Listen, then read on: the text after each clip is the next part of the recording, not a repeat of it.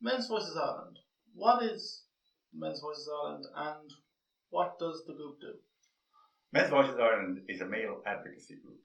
It was set up in 2016 in the absence of any group which would speak out and advocate for men across a broad range of issues. While there are groups which focus on single issues, there are no groups which encompass a broad sweep of issues. This is both challenging and it's also illuminating. It's challenging because of the broad, diverse nature of the issues which are to be discussed, but it's also illuminating because there are connections between these different issues, and seeing those connections enables us to gain a more comprehensive understanding of what's going on and to make more effective interventions. So, what would be the main goals of the organisation? Our main goals are to give voice to the problems and the sufferings of men across these different areas. We also want to look at the laws which discriminate against men, to help to undo those laws and to put in place more beneficial, more equitable legislation. A related area is the supports and services which help men.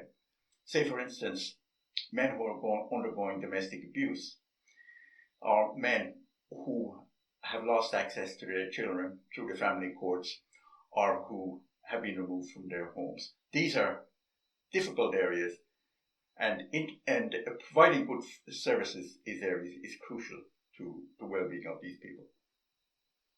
Now, some would say that as men are the majority in government, that men's voices are already catered for. How would you respond to those? Absolutely not. This is a totally naive assumption. The fact is that all the laws which have been put in place in the last 30, 40 years in social areas, they actually discriminate against men and they favour women.